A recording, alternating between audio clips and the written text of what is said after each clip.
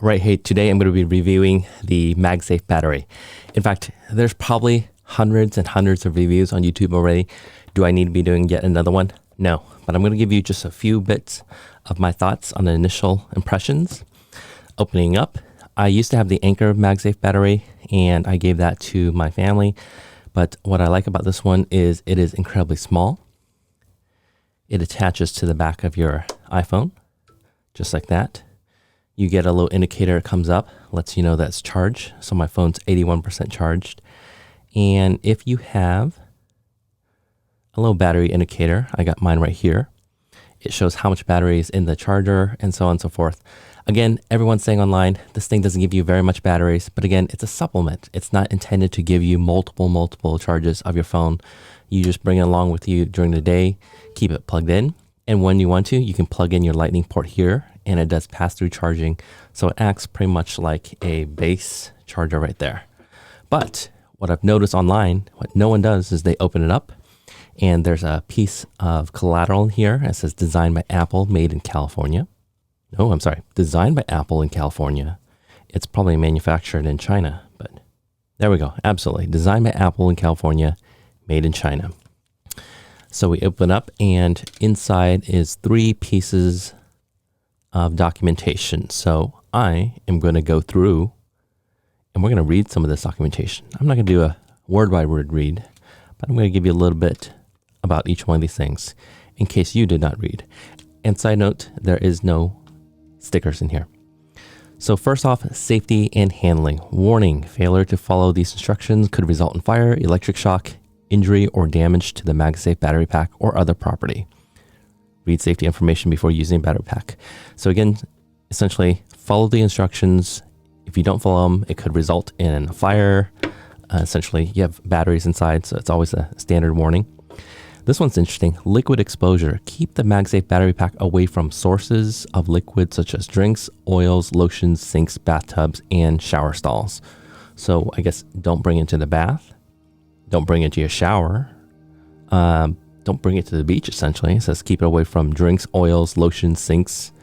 Protect the battery pack from dampness, so don't go into the sauna.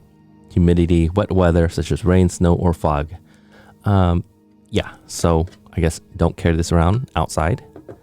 I do go in the hot tub with my iPhone quite a bit, so I should not throw this into the hot tub, I guess.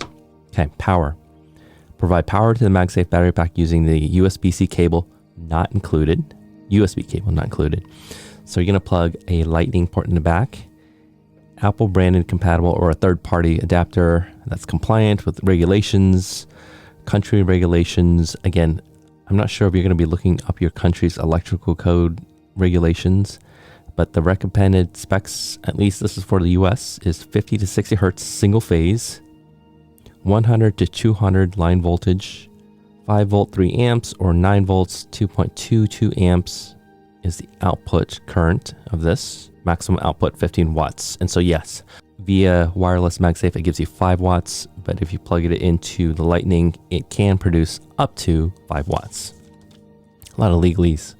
Okay, don't use it in wet locations such as sinks, bathtubs, or shower stalls. Don't connect with wet hands. Okay, now I'm really concerned. I mean, like seriously, I'm gonna get my hands wet. I'm curious what kind of actual electrical risk is there, but I think this is them being safe. Disconnect if any of the following conditions exist. If I want to clean it, so again, disconnect if you want to clean it. The power cord becomes frayed or damaged. I think we've all had some really damaged power cords, and we continue to use it. If you expose it to excess moisture, rain, or liquid, if it's been dropped, make sure the cable's fully inserted before use. Okay, when using the Magsafe battery pack, remove metallic cases and avoid placing metallic foreign objects on it. Example, keys, coins, and batteries. It may interfere with charging, become warm enough to cause discomfort. So don't put your keys here and then throw this on top. Avoid prolonged safety, heat exposure as defined. This is interesting. As defined by the International Standard for Safety in Information Technology Equipment, IEC 60950-1. Curious if I should go look that up at some point.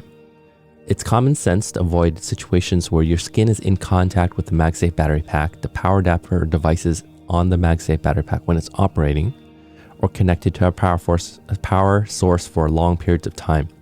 For example, don't sleep on the Magsafe Battery Pack, the power adapter, or Magsafe, or placed under a blanket, pillow, or your body when it's connected to a power source. Okay, so this is kind of important. Don't use this plugged in, connected, and then throw it under your pillow. I think I've done that before. Essentially, you just want in a well-ventilated area for heat discharge. Don't attempt to repair it. Disassembling it may cause damage or injury to yourself. There's some probably high voltage batteries inside. Exposure to radio frequency energy. This battery pack should be operated within a minimum separation distance of 20 centimeters or 8 inches between the Magsafe battery pack and a person's body. Okay, watch this YouTube. I'm going to read this one more time. The battery pack should be operated with a minimum separation distance of 8 inches between the Magsafe battery pack or any device on the Magsafe battery pack and a person's body. So this and this should not go in your pocket, right? I don't think I'm seeing anyone talk about this, but don't put this into your pocket. Yeah, that kind of defeats the whole purpose of this whole thing, right? Medical device interference. I'm going to just read this really quickly. Essentially, it may interfere with implanted pacemakers, defibrillators that contain sensors sensitive to magnets. And so essentially, I think they did warn that the Magsafe here, and now this is a Magsafe's accessory. If you got a pacemaker, keep it away from your heart. Apparently, you're supposed to be keeping these devices 8 inches from your body anyways. So let's do that. Safety and handling. Ooh, this one's gonna be fun. Regulatory compliance information. This device complies with Part 15 of the FCC rules. Operation is subject to 2 conditions. This device may not cause harmful interference. This device must accept any interference received, including interference that may cause undesired operations. So my understanding of that means that this device can't interfere with signals, Federal Communications Commission, like radio waves. And if the radio waves impacts this, it just has to deal with it. Suck it up. So they did equipment testing to make sure it limits for a Class B digital device pursuant to Part 15 of the FCC rules. How many of us actually have read the FCC rules? Changes or modifications could void the compatibility, so don't muck around with it. There's some shielding, responsible party contact for FCC matters only. So again, if you have any complaints regarding FCC, there's a number and a contact information. And it looks like there's different compliance for different countries, including the EU, Russia, Taiwan. Everyone's got their own set of standards. Regulatory compliance. And the last one is the warranty of summary. It's a 1-year limited warranty. And it's interesting, it says warranty for Apple and Beats branded products only. So warranty claims, gross negligence. This is pretty typical, I think, just the procedures and protocols of warranties. And then every country, again, has their own set of rules. So Apple has to comply with all these country rules. And it's all written in here. New Zealand customers, for example, Australian customers. Oh my gosh, can you imagine being a company and having to comply with all these rules? They do mail-in service, do-it-yourself service, if it's available, likely not for this device. And that's it. So let's quick recap. 3 components in here: regulatory compliance, FCC. I think that's pretty standard. Not too worried about that one. Warranty summary. Again, 1-year warranty is pretty typical with Apple products. Just bring it in an Apple store. They'll help you out, figure out what it is. And then finally for me, I think the recap is the safety and handling. Don't get this wet. Keep it away from moisture. And apparently, if it's working like this, it's going to generate heat. Keep this away at least 8 inches from your body. I'm not sure how many people are actually going to do that. I wonder how many people are going to take this, stick into a coat pocket, stick it into a little pocket, keep it closer to the body. But that is the Apple Magsafe $100 charger. It's a little overpriced, but I think for me as an Apple fanboy and someone that just likes products that work really well, there's really close tight-knit integration between the two of these. And it also acts, and all these other chargers works. You can put your AirPods on top, and that works as well. And just while I'm here, 2 final products.